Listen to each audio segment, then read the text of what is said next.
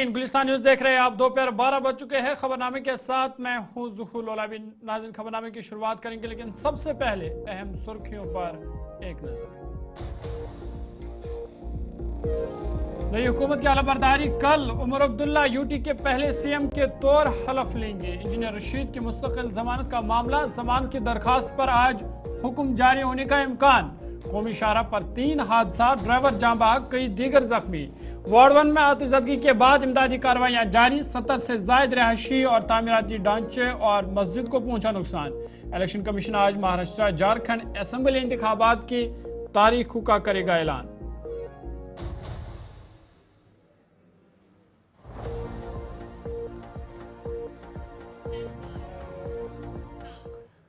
सुर्खियों के बाद खबरें तफसीलात के साथ। सबसे पहले बड़े और अहम खबर को लेकर बात करेंगे और आपको बता दें कि नई हुकूमत की हलफबरदारी तकरीब कल मुनक्कद होगी और कल सबकी नजरें श्रीनगर पर मरकूज होंगी, क्योंकि नई हुकूमत की हलफबरदारी कल होने जा रही है।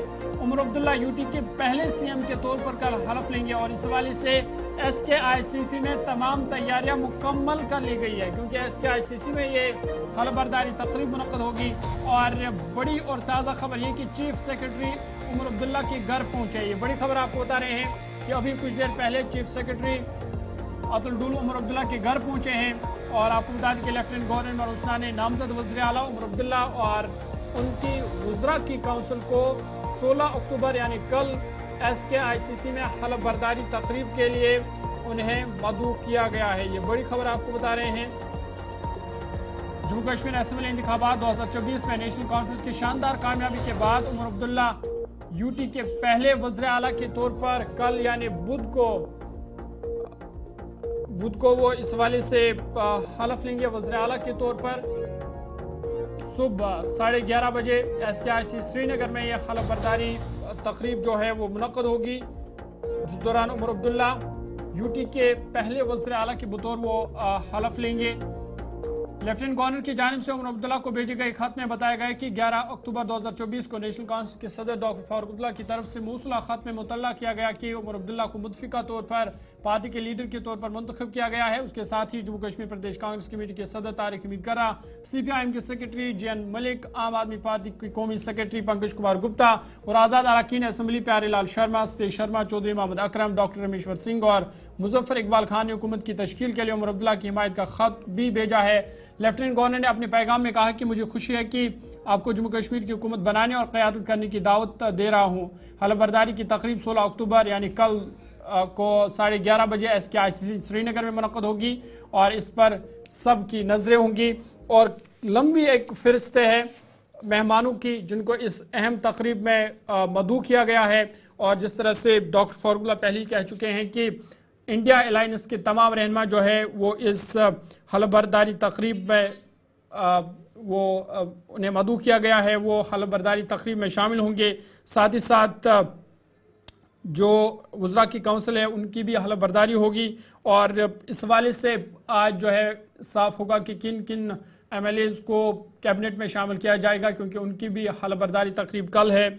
और जो अभी तक नाम सामने आ रहे हैं ज़राए के मुताबिक सुरेंद्र चौधरी, सकीना ईतू, मीर सैफुल्ला या कैसर जमशीद लोन, हसनैन मसूरी, जावेद राना, अली मोहम्मद सागर, ये कुछ नाम हैं जिनको कैबिनेट में जगह मिल सकती है। और इस पर आज सबकी नजरें होंगी कि कौन से लोग होंगे, MLAs होंगे जिनको कैबिनेट में शामिल किया जा सकता है। इस पर मजीद बातचीत करेंगे। सीधा श्रीनगर आपको लिए चलेंगे। गुलिस्तान न्यूज़ नुमाइंदा इमरान हमारे साथ है। इमरान, बहुत शुक्रिया ज्वाइन करने के लिए। हलफबरदारी की तकरीब कल है, किस तरह की तैयारियां हैं? और ये जो कैबिनेट मिनिस्टर्स की भी कल हलफबरदारी होगी, तो क्या अभी तक साफ हो पाया है कि कौन कौन से MLAs होंगे जिनको कैबिनेट में शामिल किया जा सकता है?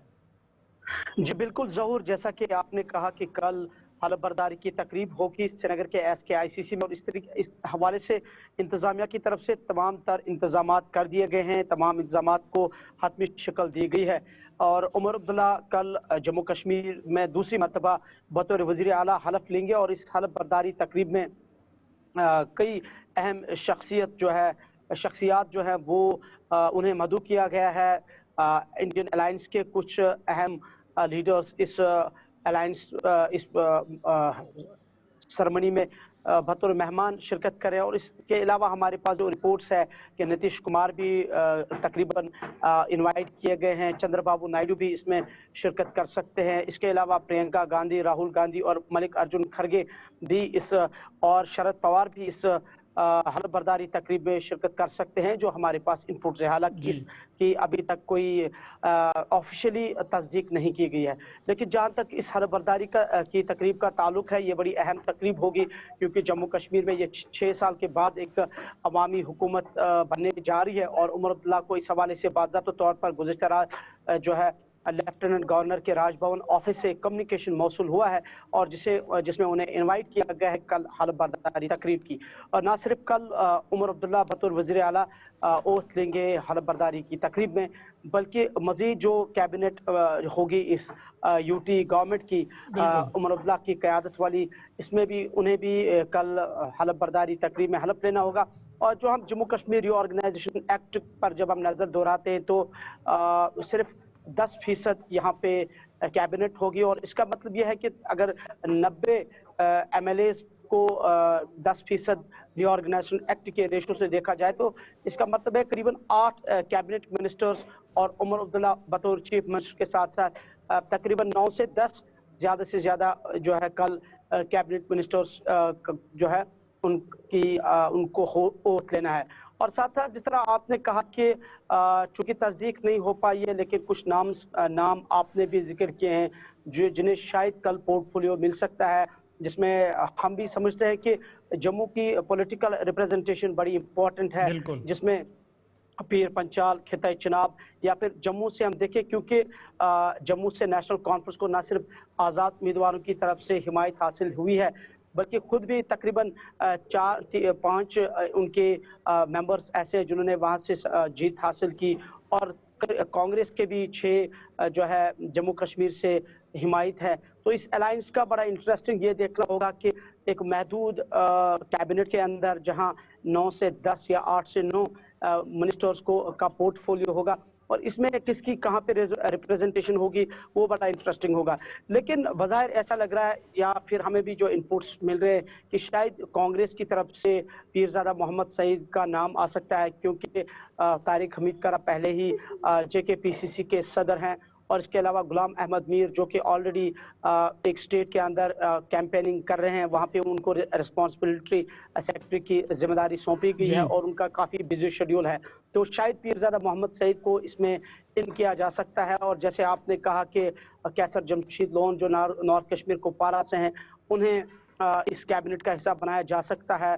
अली मोहम्मद सागर जो काफ़ी सीनियर लीडर है नेशनल कॉन्फ्रेंस के, उन्हें जगह मिल सकती है। सकीना यत्तू जो कि एक खातून MLA है, और शमीमा फिरदौस भी खातून MLA हैं, शायद इन दो में से एक को यकीनी तौर पर जो है इस कैबिनेट का हिस्सा बनाया जा सकता है। और जैसे कि आपने कुछ नाम जम्मू से भी बता दिए हैं, और पीर पंचाल और खिता चिनाब से भी बता दिए हैं, यानी कुल मिला के जम्मू कश्मीर की 90 असम्बली सेगमेंट्स में भी जब हम 55 इस अलायंस के हिमायती पर नज़र डालते हैं, या इनके अलायंस पार्टनर्स पर नज़र दोहराते, या कुल मिला के जो नेशनल कॉन्फ्रेंस की खुद की जो 42 उनकी स्ट्रेंथ है, तो उसे मद्देनजर रखते हुए ऐसा यकीनी तौर पर देखने को मिलेगा। और बड़ा इंटरेस्टिंग भी होगा कि जो कल कैबिनेट बनेगी, इसमें पूरे जम्मू कश्मीर को एकोमोडेट किया जाएगा, चाहे वो जम्मू हो चाहे वो कश्मीर हो। जब हम कश्मीर पे भी नजर दोहराते हैं, नॉर्थ कश्मीर, सेंट्रल कश्मीर या साउथ कश्मीर, एक लिमिटेड कैबिनेट के अंदर शायद रीजन के हर इलाके को एकोमोडेट किया जा सकता है। लेकिन फिलहाल शाम तक सारी जो ये चीज़ें हैं ये क्लियर हो जाएंगी, वाज़ेह हो जाएंगी कि कौन से ऐसे MLAs होंगे जिनके पोर्टफोलियो पर मोहर लग सकती है, ये सब क्लियर हो जाएगा। लेकिन कुल मिला के कल 11:30 बजे श्रीनगर के SKICC में ओथ सेरेमनी होगी। लेफ्टिनेंट गवर्नर जम्मू कश्मीर के 6 साल के बाद बनने वाले वज़ीर आला उमर अब्दुल्ला को हलफ दिलाएंगे, और ये बड़ा ही इंटरेस्टिंग और दिलचस्प मरहला। बहुत शुक्रिया इमरान, तफसीलात फराहम करने के लिए। श्रीनगर से इमरान आई को तफसीलात फराहम कर रहे थे, और बता रहे थे कि कल सबकी नजरें जम्मू कश्मीर पर होंगी, क्योंकि नई हुकूमत की हलफ बर्दारी कल SKIC श्रीनगर में मुनक़्क़द होगी, जहाँ पे लेफ्टिनेंट गवर्नर मनोज सिन्हा, नामजद वज़ीर आला उमर अब्दुल्ला और उनकी जो वज़रा की काउंसिल होगी उनको हलफ दिलाएंगे, और सबकी नज़रें इस पर होंगी, और ख़ासकर काबीना में किन चेहरों को जगह मिल सकती है वो भी देखने वाली बात होगी। साथ ही साथ नई हुकूमत बनने के बाद प्रोटेम स्पीकर की तकर्री भी होगी और इसमें अब्दुर्रहीम रथर का नाम सामने आ रहा है। जो ज़राए के हवाले से खबरें मौसूल हो रही है कि अब्दुर्रहीम रथर को फ़िलहाल प्रोटेम स्पीकर बनाया जा सकता है, जिसके बाद जो MLAs हैं उनकी भी हलफ बर्दारी तकरीब होगी।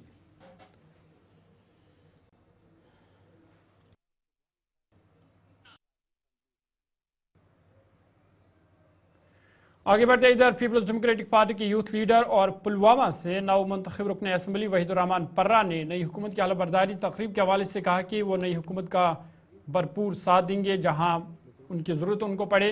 ताहम उन्होंने कहा कि हुकूमत अगर कुछ गलत करती है तो वहां पर उनके खिलाफ आवाज़ भी उठाई जाएगी। उन्होंने कहा कि उम्मीद है कि नेशनल कॉन्फ्रेंस लोगों से किए गए वादों को पूरा करेगी। जी ने परसों क्लियरली कहा, उन्होंने कहा लोगों ने मैंडेट दिया है और इस गवर्नमेंट को मतलब स्टेबिलिटी मिलनी चाहिए और उसके साथ साथ उनके पास एक स्ट्रांग मैंडेट है ताकि ये डिलीवर करे। हमें उम्मीद है हम उनको सपोर्ट करेंगे, जहाँ जहाँ ज़रूरत होगी वहाँ तनकीद भी करेंगे। हमारी कोशिश रहेगी कि इस वक्त जम्मू कश्मीर में सरकार की ज़रूरत है, नुमाइंदगी की ज़रूरत है और हमें पूरी उम्मीद है कि ये लोग कोशिश करेंगे जो उनका मैनिफेस्टो उसको डिलीवर करने की कोशिश करेंगे। हम याद दिलाते रहेंगे। बाकी हम भी चाहते हैं कि यहाँ जो वैक्यूम था, खला थी पिछले 6 सालों में, उसको इज्जत के साथ वो वाइड जो है वो फिल होना चाहिए और Kashmiri should feel they are being heard and the process of disempowerment should end now with a local government in place. और 5 अगस्त से लेकर आज तक जो फैसले हुए उनको रिवर्स करेंगे और जो प्रोसेस ऑफ डिस्पोजिशन शुरू हुआ था 5 अगस्त 2019 उसको रिक्लेम करने के लिए जो लड़ाई है, जो जंग है, वो कल से शुरू होनी चाहिए और हमें उम्मीद है कि वो अपने वादों पर काम करेंगे जो उन्होंने इलेक्शन के दौरान किए हैं। बाकी हम सब चाहते हैं कि ये हुकूमत स्टेबल रहे और उसके साथ साथ यहाँ के आवाम की जो ख्वाहिशें हैं कि जम्मू कश्मीर में जो घुटन का माहौल था, रेड का राज था, जो नौजवानों के खिलाफ केसेस, कई सारे नौजवान जो बाहर जेलों में हैं, जो रिलीजियस रहनुमा भी बंद है, उसके साथ साथ जो बेरोजगारी के मसले हैं सबसे बड़े, या डेली वेजेस के इशूज है, या जो बिजली का एक बहुत बड़ा बहरान है, विंटर आने वाला है, तो मुलाजमों के तनख्वाह के माहौल काफ़ी मसाइल है। तो हमें उम्मीद है इंशाल्लाह जो मेन इशूज है, लार्जर इशूज के साथ साथ जो गवर्नेंस रिलेटेड इशू है उस पर ये सरकार डिलीवर करने की कोशिश करेगी।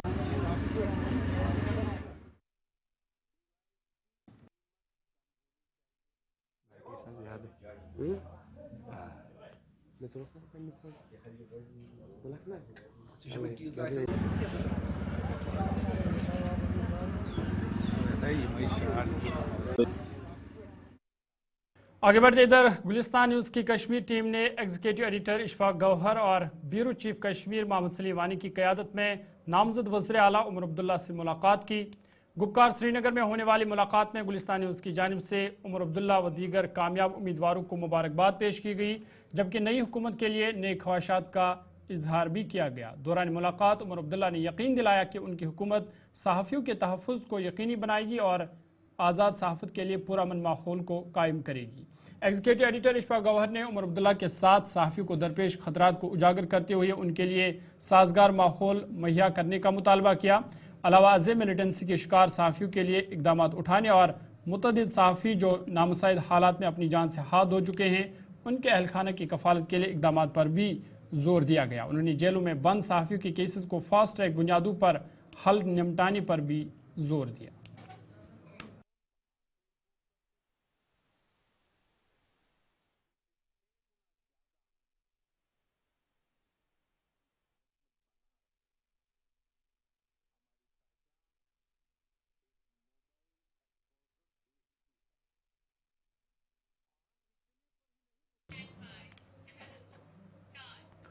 चलिए आगे बढ़ते और एक बड़ी खबर की बात करते हैं और आपको बता दें कि इंजीनियर रशीद की मुस्तकिल जमानत का जो मामला है उस पर आज सुनवाई होनी है। जमानत की दरख्वास्त पर आज हुक्म जारी होने का इम्कान है। फिलहाल इंजीनियर रशीद अबूरी जमानत पर बाहर है। आपको बता दें कि उन पर मिलिटेंटों की माली मुआवनत का इल्ज़ाम है और इस वाले से आज उनकी केस पर जो है समाअत होगी और क्या कुछ फैसला आज अदालत की जानिब से आ जाएगा, उस पर सबकी नजरें होंगी। ये बड़ी खबर आपको बता रहे हैं इंजीनियर रशीद के हवाले से कि उनकी जो मुस्तकिल जमानत का मामला है उस पर आज हुक्म जारी होने का इम्कान है। इंजीनियर रशीद मेंबर पार्लियामेंट फिलहाल अबूरी जमानत पर बाहर है। दिल्ली की अदालत में इंजीनियर रशीद की बाकायदा जमानत की दरख्वास्त पर आज हुक्म जारी होने का इम्कान है। एडिशनल सेशन जज चंद्रजीत सिंह, जिन्होंने 10 सितंबर को अब्दुल रशीद अबूरी जमानत उन्हें दी थी ताकि वो जम्मू कश्मीर में असेंबली इंतखाबात के लिए मुहिम चला सके, इससे कबल उनकी बाकायदा जमानत की दरख्वास्त पर हुक्मनामा मौखर कर दिया गया था। इंजीनियर रशीद 2019 से तिहाड़ जेल में बंद थी, जब उसे 2017 के दहशतगर्दी के फंडिंग केस में गैर कानूनी सरगर्मियां रोकथाम एक्ट के तहत कौमी एजेंसी NIA ने गिरफ्तार किया था। ताहम फिलहाल वो अबूरी जमानत पर बाहर है और आज इस मामले में दिल्ली की एक अदालत में समाअत होनी है, जिस पर सबकी नजरें रहेंगी कि अदालत की जानिब से आज उनके हक में क्या कुछ फैसला आएगा।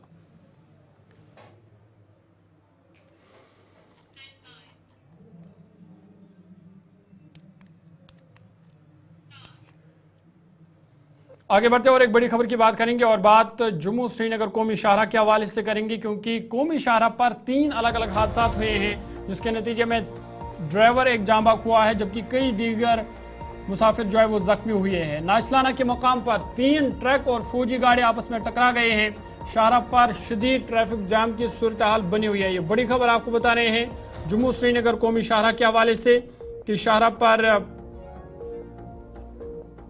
3 अलग अलग हादसा जो है वो पेश आए हैं, जिसके नतीजे में एक ड्राइवर जांबाक हुआ है, जबकि कई दीगर जख्मी बताए जा रहे हैं। इधर नाचलाना के मुकाम पर 3 ट्रक और फौजी गाड़ी आपस में टकरा गई है। ये तस्वीरें भी आप नाचलाना के देख रहे हैं, जहां पे 3 ट्रक जो है वो आपस में टकरा गए हैं, जिसकी वजह से शदीद ट्रैफिक जाम की सूरत हाल इस वक्त शाहराह पर बनी हुई है।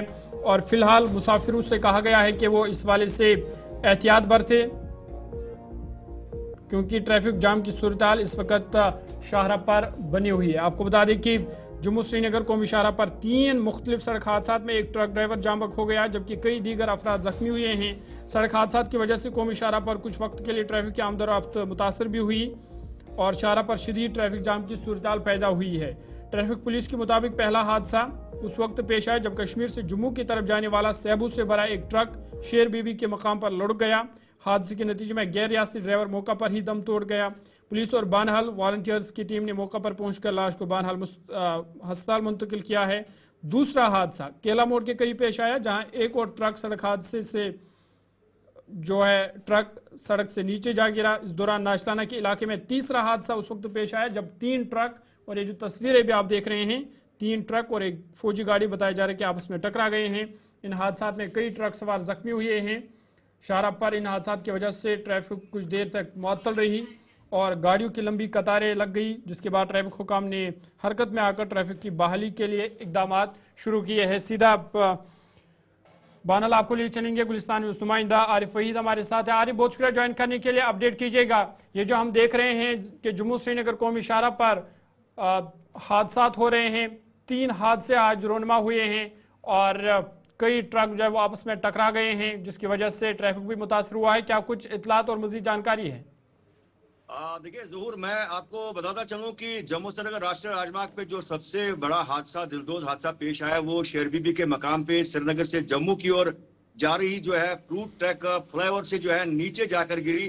जो 2 फ्लाईओवर्स के बीच में जो गैप होता है, तो उसमें कारण ये बताया जा रहा है कि जो फ्लाईओवर के ऊपर जो जंप वगैरह होता है, तो उसकी वजह से ये गाड़ी जो है कई फीट हवा में जो है ऊपर उठ गई। उसके बाद जो है गैप के बीच में चली गई और उसमें बदकिस्मती से जो है एक शख्स की जो है ड्राइवर की मौत हो गई, जो कि अकेला इस गाड़ी में श्रीनगर से जम्मू की ओर सफर कर रहा था, जिसका नाम हरविंदर सिंह सनाफ ज्ञान सिंह, जो कि सहारनपुर यूपी के रहने वाले हैं। उसके बाद अगर हम देखें तो बनिहाल पुलिस ने जाए वारदात पे जाके SHO बनिहाल आबिद शाह बुखारी की सरबराही में NGO और बाकी जो वॉलंटियर जो है मौके पर आके जो है यहाँ जो मैं खड़ा हूँ यहाँ पर जो है उस बॉडी को यहाँ पर लाया गया है। और कहीं ना कहीं पे इसके साथ में अगर देखें तो नाचलाना के मकाम पे जो है 2 गाड़ियां जो है आपस में बड़े जबरदस्त तरीके से कोलाइड हो गई और उसके साथ में जो बैक साइड में चंद गाड़ियां थी और एक आर्मी की जो एक 1 टन थी, एक जो आरोपी गाड़ी थी, वो भी कहीं न कहीं पे पलट गई, जिसकी वजह से जो है वहां पर भी कुछ लोग जख्मी हो गए।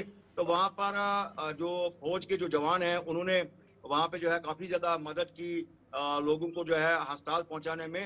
तो कहीं न कहीं पे अगर देखें तो इस चलिए, आरिफ से हमारा राब्ता कट गया। तफसीलात फराम कर रहे थे और बता रहे थे कि 3 अलग अलग हादसा पेश आए हैं, जिसकी वजह से जम्मू श्रीनगर कौमी शाहराह पर कुछ देर के लिए अगरचे ट्रैफिक मुतासर रहा, तहम बाद में ट्रैफिक को बहाल कर दिया गया, लेकिन कई एक मकामात पर अभी भी ट्रैफिक जाम दिखाई दे रहा है और इस वाले से मुसाफिरों को एहतियात बरतने की अपील की गई है।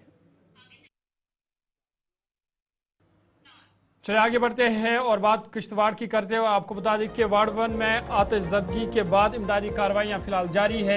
70 से ज़ायद रहायशी और तामीराती ढांचे और मस्जिद को इस वारदात में नुकसान पहुँचा है। फायर सर्विस सहूलियात और मौसलाती खिदमात न होने से ज़्यादा नुकसान वहाँ पे हुआ है और इधर जुनूबी कश्मीर से भी हुकाम को मदद लेनी पड़ रही है और फिलहाल अगरचे आग पर काबू पा लिया गया है, ताहम आग इस वारदात में बड़े पैमाने पर तबाही मचाई है, क्योंकि 70 से ज़ायद रहायशी मकान हैं जो इस आग की लपेट में आ गए हैं, जिनको नुकसान पहुंचा है और उसके बाद इमदादी कार्रवाइयाँ जो है वो जारी है। आपको बता दें कि ज़िला किश्तवाड़ मडवा वार्ड 1 इलाके में भयानक आतिशज़दगी में कम से कम 70 मकानात और एक जामा मस्जिद को बड़े पैमाने पर नुकसान पहुँचा है। वार्ड 1 सब डिवीज़न के दूर दराज मडवा गाँव के मलबान इलाके में चारे में लगी आग ने बहुत कम वक्त में पूरे इलाके को अपनी लपेट में ले लिया, जिसकी वजह से इतनी बड़ी तबाही वहाँ पे मच गई। क्योंकि पहाड़ी इलाका है, वहाँ पर फायर सर्विस सहूलियात मौजूद नहीं है, जिस वजह से अगर वहाँ पे फायर सर्विस सहूलियात मौजूद तो शायद आग पर जल्दी काबू पा लिया जाता, लेकिन सहूलियात मैसर न होने की वजह से यह आग ने पूरे बस्ती को अपनी लपेट में ले लिया और 70 से ज़ायद मकान हैं जो आग के जद में खाकस्तर हुए हैं। इधर इस वारदात के बाद इमदादी कार्रवाई जारी है ज़िला इंतज़ाम किश्तवाड़ की जानिब से और इधर अनंतनाग इंतज़ामिया की भी मदद ली जा रही है। साथ ही साथ रज़ाकार तंजीमें भी इमदाद के लिए पहुँची है और मरकज़ी बैतुल माल किश्तवाड़ से फ़ी कुंबा को 10,000 रुपये वागुज़ार करने का ऐलान किया है। साथ ही साथ इंतज़ामिया ने भी एक्स ग्रीशा रिलीफ का ऐलान किया है, ताकि जिन लोगों के आशियाने खाकस्तर हुए हैं, जिन लोगों के पास कुछ नहीं रहा, कम से कम उनको इमदाद पहुंचाई जा सके। और ये भयानक आग किश्तवाड़ में कहीं ना कहीं इसको इंतज़ाम की लापरवाही भी समझा जाता है, क्योंकि अगर सहूलियात इस इलाके में फायर सर्विस स्टेशन होता तो शायद इस आग को जल्दी ही काबू पा लिया जाता। ये जामा मस्जिद की तस्वीरें हैं जो इस आग की लपेट में ये जामा मस्जिद भी आ गई। कुल मिलाकर 70 से ज़्यादा मकानात जिनमें ज़्यादातर रिहायशी ढांचे हैं उनको इस भयानक वारदात में नुकसान पहुंचा है। लोग जो है वो बेघर हो गए हैं, फ़िलहाल खुले आसमान तले ज़िंदगी गुजारने पर मजबूर है, लेकिन इंतज़ामिया की इमदादी कार्रवाइयाँ जारी है किश्तवाड़ और फिर जुनूबी कश्मीर से भी, और सूबाई इंतज़ामिया की भी सूरत हाल पर कड़ी नज़र है। सीधा किश्तवाड़ चलेंगे, अजय शान हमारे साथ है। अजय, बहुत शुक्रिया ज्वाइन करने के लिए। अपडेट कीजिएगा, ये जिन लोगों के आशियाने खाकस्तर हो चुके हैं, क्या अभी तक इंतज़ामिया की जानिब से उनको कोई इमदाद पहुँचाई गई है या उनके लिए किसी रिलीफ का ऐलान किया गया? जी, डिफरेंट एजेंसीज की तरफ से ऐलान किया गया है, सरकार की तरफ से ऐलान किया गया है। कल ही रेड क्रॉस की तरफ से रिलीफ मटेरियल भी वहां रवाना कर दिया गया, तो आज दोपहर तक वहां सारी जो चीजें हैं पहुंचने की उम्मीद है। ये कार्रवाई आज दोपहर से शुरू हो जाएगी, क्योंकि डीसी किश्तवाड़, एसपी किश्तवाड़ भी खुद मौके पर पहुंच गए हैं और जो भी वहां पर कार्रवाई करनी है, क्योंकि देर रात तक जो कार्रवाई होती रही, जो आग थी उस पर काबू पा लिया गया। अब सबसे बड़ी जो चैलेंज है कि जो अफेक्टेड फैमिलीज हैं उनको रिहेबिलिटेट करना, और जब तक उनको रिहेबिलिटेट किया जाए तब तक कुछ अल्टरनेट अरेंजमेंट्स करना। तो जो डीसी किश्तवाड़ से हमारी बात हुई थी, उनका कह रहा था कि मौके पे जाके निशानदेही की जा रही है कि कहां पर इन परिवारों को रखा जाए, क्योंकि घर बेशक 60-70 आ रहे हैं, लेकिन सैकड़ों लोग जो हैं उनकी छत छीन चुकी है और कल पूरी ठंड में वो अपने उजड़े हुए आशियाने के बाहर ही बैठे हुए थे। हालांकि जो पड़ोसी लोग थे वो खाना लेके पहुंचे, उन्होंने ऑफर किया कि आप हमारे घरों में चले जाओ, लेकिन ये लोग जो प्रभावित थे ये वहीं पर बैठे रहे। ऐसी खबरें हमारे पास आई हैं। आज एडमिनिस्ट्रेशन की तरफ से प्रायोरिटी यही है कि इन लोगों को उन जगहों पर रखा जाए, सेफ जगह पर रखा जाए, जब तक कि अल्टरनेट अरेंजमेंट हो सके।